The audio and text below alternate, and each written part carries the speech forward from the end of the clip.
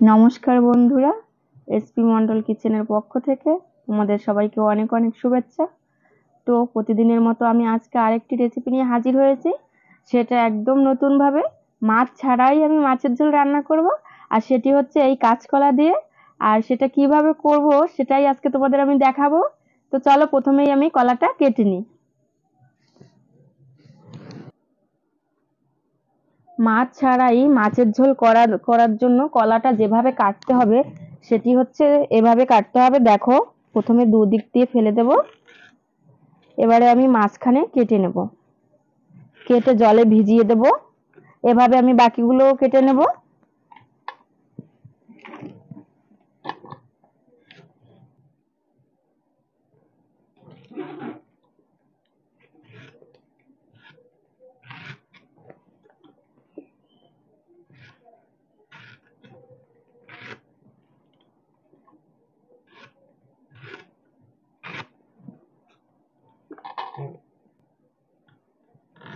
দেখো, সব কলাগুলো কেটেই আমি কিন্তু জলে ভিজিয়ে দিয়েছি। আর জলে ভিজানোর সময় দিয়ে দিতে হবে হলুদ। আমি এই হলুদটা দিয়ে দিচ্ছি। হলুদটা দিয়ে একটু মাখিয়ে আমি 10 মিনিট জলে ভিজিয়ে রাখবো, যাতে কলার কষটা বেরিয়ে যায়। কাঁচকলা দিয়ে মাছের ঝোল করতে গেলে দুটো আলু লাগবে। তো আলুটা আমি ভালো করে ছুলে নিচ্ছি। আর আলুটা ছুলে আমি কলার ভিতরেই ভিজিয়ে দেব, যাতে আলুর ভিতরে যে স্টার্চ বা মারটা থাকে ওইটা বেরিয়ে যাবে।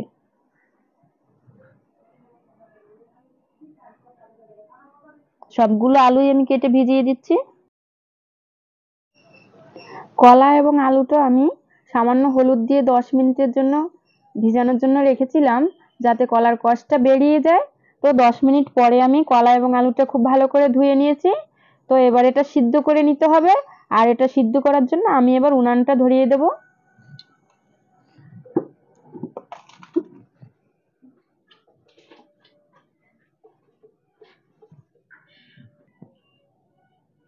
কলা এবং আলুটা সিদ্ধ করার জন্য আমি উনানটা ধরিয়ে একটা কড়াই বসিয়ে দিয়েছি। এবারে আমি কলা এবং আলুটা সিদ্ধ করার জন্য দিয়ে দিচ্ছি জল। তোমরা পরিমাণ বুঝে ব্যবহার করবে, যে কতটা আলু বা কতটা কলা দিয়েছো সেরকম পরিমাণ বুঝে জলটা ব্যবহার করবে। জলটা দিয়ে দিয়েছি। এবার আমি কলাটা দিয়ে দিচ্ছি এবং আলুটাও দিয়ে দিচ্ছি একই সাথে, দিয়ে খুব ভালো করে সিদ্ধ করে নেব।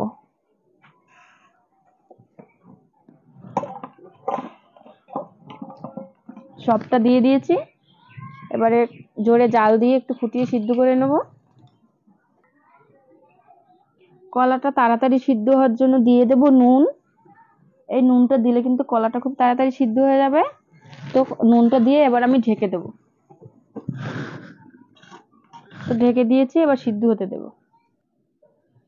আলু এবং কলাটা সিদ্ধ হতে হতে আমি মিক্সচারে মশলাটা করে নেব। আর এই মশলা হিসেবে আমি এখানে নিয়েছি দুটো বড় সাইজের পেঁয়াজ কুচি, একটা বড় সাইজের রসুন, আর নিয়েছি কাঁচা লঙ্কা 5টা নিয়েছি। এখানে রয়েছে আদা কুচি। এটা আমি মিক্সচারে দিয়ে একসাথে পেস্ট করে নেব। আমি একবারেই দিয়ে দিচ্ছি সবগুলো, আর একবারেই পেস্টটা করে নেব। তো দেওয়া হয়ে গেছে। কলা এবং আলুটা আমি আগে 10 মিনিট ভিজিয়ে রেখেছিলাম, তখন অনেকটা কষ বেরিয়েছিল। এখন দেখো কলা আর আলুটা থেকে কতটা কষ বেরিয়েছে, একদম কালো হয়ে গেছে জলটা। আর এখানে পেঁয়াজ, রসুন এবং আদা আর রয়েছে কাঁচা লঙ্কার পেস্টটাও করে নিয়েছি।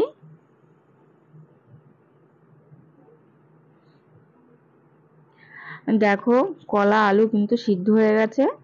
একটা তোমাদের দেখাচ্ছি। দেখো, কলা কিন্তু একদমই গলে গেছে। এবার এবার কিন্তু নামিয়ে নিতে হবে। তো আমি নামিয়ে নিচ্ছি। দেখো, কলাটা নামাচ্ছি। কলাটা কিন্তু সাদাই আছে, কোনো কষ এর গায়ে লেগে নেই। আমার সব নামানো হয়ে গেছে। এবারে আমি ঠান্ডা করে নেব।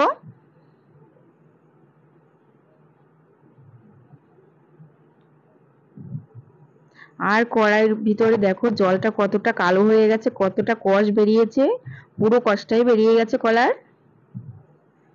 তো এবারে আমি কলাটা ঠান্ডা করে নিচ্ছি।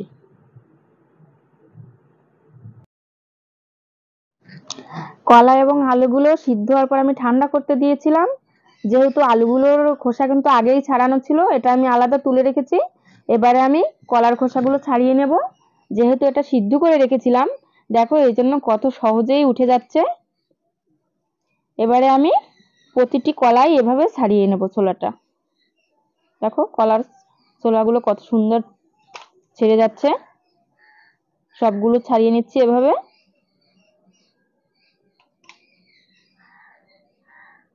তোমরা চাইলে কিন্তু এই যে কলার ছোলাটা রয়েছে এটা কিন্তু বাটা করে খেতে পারো, খেতে কিন্তু খুবই ভালো লাগে।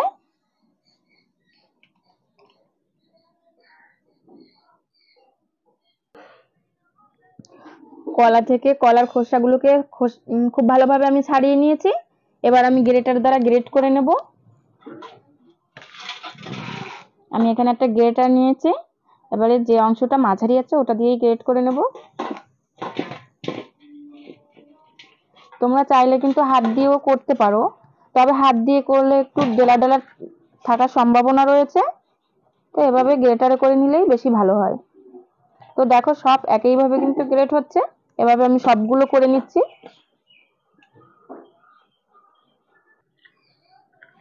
সব কলাটা আমার খুব ভালোভাবে গ্রেট করা হয়ে গেছে। দেখো এবারে যে আলুটা রয়েছে আলুটাও আমি গ্রেট করে নিচ্ছি ঠিক একইভাবে।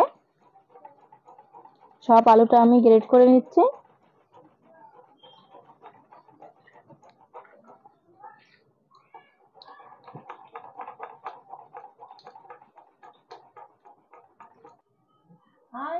সব আলু এবং কলাগুলো দেখো আমি গ্রেট করে নিয়েছি, কত সুন্দর লাগছে দেখতে। এবারে আমি এটা মাখার জন্য তৈরি করব। আলু এবং কলা মাখার জন্য আমি এখানে নিয়ে নিয়েছি স্বাদ মতো নুন, হলুদ গুঁড়ো এবং কাশ্মীরি লঙ্কার গুঁড়ো। এটা আমি দিয়ে দিচ্ছি। আর বাইন্ডিং এর জন্য এখানে আমি ব্যবহার করব কর্নফ্লাওয়ার। এখানে আমি দিয়ে দিচ্ছি, একবারে সবটা দিচ্ছি না, যদি পরে প্রয়োজন হয় তখন আবার দিয়ে দেব। তো এবার আমি মেখে নিচ্ছি, খুব ভালোভাবে মেখে নেব সব জায়গা। যেহেতু আমি এটা গ্রেট করে নিয়েছিলাম এই জন্য মাখাটা খুব ভালো হচ্ছে। এটা হাত দিয়ে করলে এরকম হতো না, তাহলে ডেলা ডেলা থেকে যেত। তাই গ্রেটার দিয়েই তৈরি করে নেওয়ার চেষ্টা করবে। আমি যখন মাছের পিসটা তৈরি করব তখন যাতে হাতে লেগে না যায় এজন্য আমি দিয়ে দেবো সামান্য সর্ষের তেল। এই সর্ষের তেলটা দিয়ে আমি খুব ভালো করে মাখিয়ে নেব।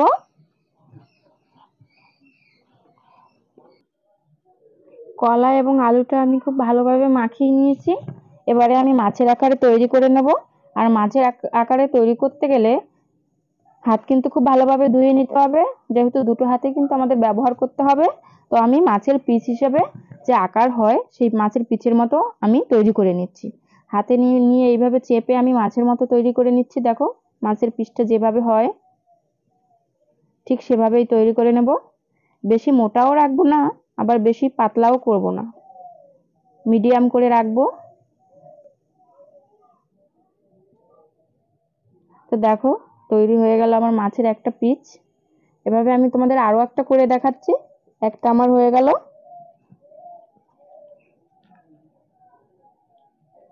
এভাবে হাতের ভিতর নিয়ে গোল করে নিলে ভালো হয়।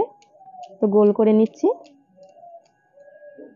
এবারে মাছের আকার তৈরি করে নেব, মাছের পিচের আকার।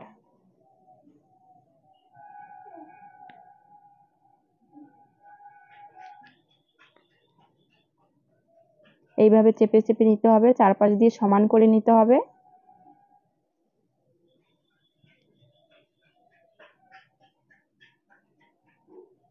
তো দেখো আর একটা মাছ আমার হয়ে গেছে। এবার আমি বাকিগুলো ঠিক একইভাবে করে নিচ্ছি।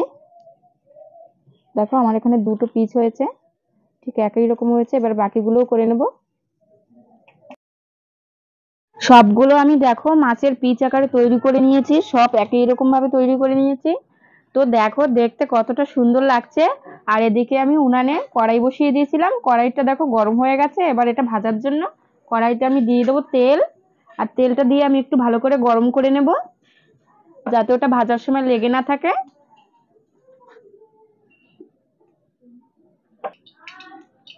উনানে কড়াইতে যে তেলটা দিয়েছি আমি, তেলটা গরম হয়ে গেছে। এবার আমি এগুলো মাছের মতো ভেজে নেব। তো এগুলো আমি কড়াইতে দিয়ে দিচ্ছি। প্রথমে আমি বেশি দেব না, প্রথমে 4 থেকে 5 পিস দিয়ে দেব।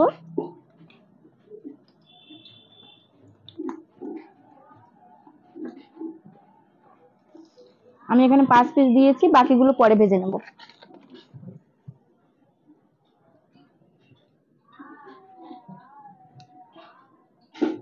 দেখো দেখতে কিন্তু পুরো মাছ ভাজার মতো লাগছে, মাছ যেরকম ভাজার সময় লাগে দেখতে ঠিক সেরকমই লাগছে।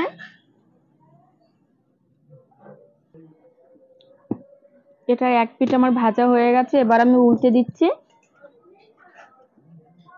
দেখো কি সুন্দর লাল লাল করে ভাজা হয়েছে, এবং বাকি পিঠটাও এইভাবে লাল লাল করে ভেজে নেব। তো সবগুলো আমি উল্টে দিচ্ছি।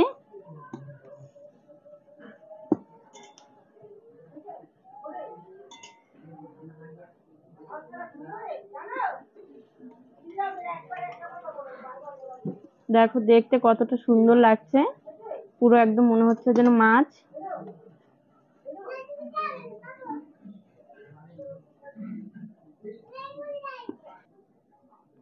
দু পিঠেই দেখো আমার লাল লাল করে ভাজা হয়ে গেছে, এবার আমি নামিয়ে নিচ্ছি।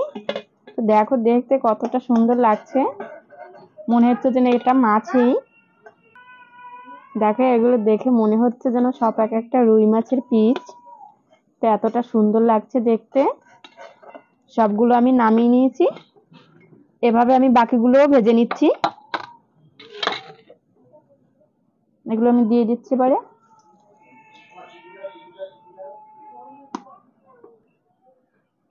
আগের গুলোর মতো আমার এগুলো ভাজা হয়ে গেছে খুব সুন্দর করে। এবার আমি নামিয়ে নিচ্ছি সবগুলো, একে একে সবগুলোই নামিয়ে নেব।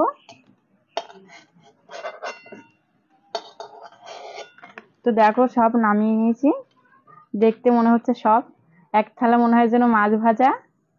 এবার আমি এগুলো রেখে দিচ্ছি।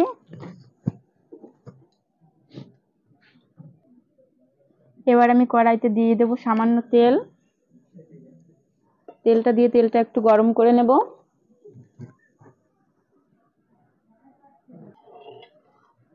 তেলটা আমার খুব ভালো করে গরম হয়ে গেছে, এবার আমি দিয়ে দেবো আদা, রসুন, পেঁয়াজ এবং কাঁচা লঙ্কা বাটা। এটা দিয়ে আমি একটু ভালো করে ভেজে নেব, যাতে কাঁচা গন্ধটা ছেড়ে যায়।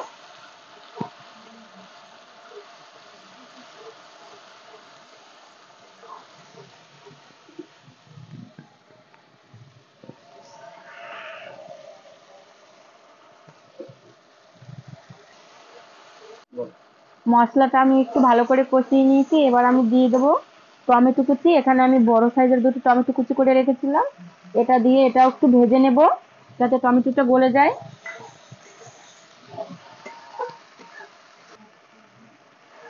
মশলা এবং টমেটোটা আমি একটু ভালো করে কষিয়ে নিয়েছি, এবারে আমি দিয়ে দেবো মশলা কষানোর জন্য জল। আমি মিক্সারটা ধুয়ে সামান্য জল দিয়ে দিয়েছি, আর এর সাথে ব্যবহার করব কিছু ড্রাই মশলা।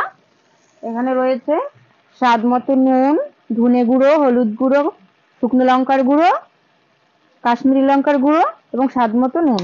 এটা আমি দিয়ে দিচ্ছি। এটা দিয়ে আমি এখন ভালো করে কষিয়ে নেব।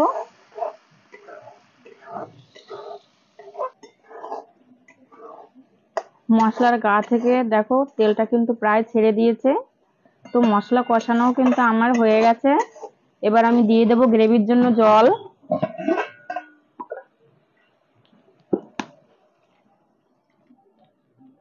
এখানে আমি 1.5 মগ জল দিয়ে দিচ্ছি। এবারে জলটা খুব ভালো করে ফুটিয়ে নেব। এটা কিন্তু খেতে খুবই অসাধারণ লাগে। তো তোমাদের যখন বাড়িতে দেখবে যে মাছ নেই, কলা রয়েছে, কি দিয়ে রান্না করে খাবে, তখন এইভাবে রান্না করবে, দেখবে সত্যিই মাছের মতো ভালো লাগবে। তোমরাও বাড়িতে করে খাবে। ঝোলটা কিন্তু দেখো এখন ফুটছে, টকবক করে ফুটছে। এখন আমি এই ভেজে রাখা মাছের পিসগুলো দিয়ে দেবো।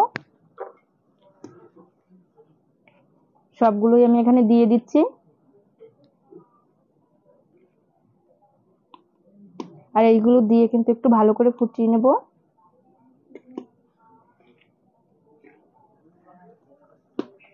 সবগুলো মাছের পিস আমি দিয়ে দিয়েছি। এবার আমি হালকা করে নেড়ে নেব, আর খুব আস্তে আস্তে করে নাড়তে হবে যাতে ভেঙে না যায়। আমি আস্তে আস্তে করে নেড়ে দিচ্ছি। যেহেতু বুঝতেই পারছো এটা কাটা ছাড়া মাছ, তো এটা একটু নরম থাকবেই, তাহলে তার জন্য সাবধানে রান্না করতে হবে।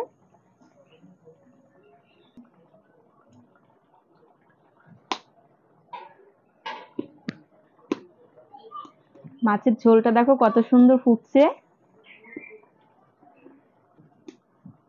মাছের ঝোলটা প্রায় হয়ে এসছে। এবার আমি দিয়ে দেবো ধনেপাতা। তোমাদের ধনেপাতা না থাকলে তোমরা গরম মশলাও ব্যবহার করতে পারো। তো ধনেপাতা দিয়ে আমি একটু নেড়ে নিচ্ছি।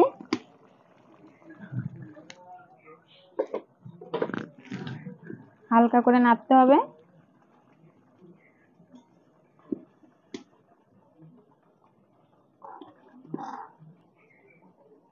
মাছের ঝোলটা তৈরি হয়ে গেছে, এবার আমি নামিয়ে নিচ্ছি। দেখো দেখতে কতটা সুন্দর লাগছে।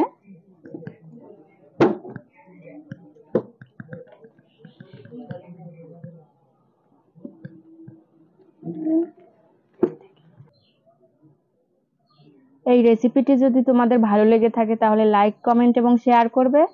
আর পরবর্তী ভিডিওটি পাওয়ার জন্য চ্যানেলটি সাবস্ক্রাইব করে বেল আইকনটি অন করে রাখবে। সবাই ভালো থেকো, সুস্থ থেকো।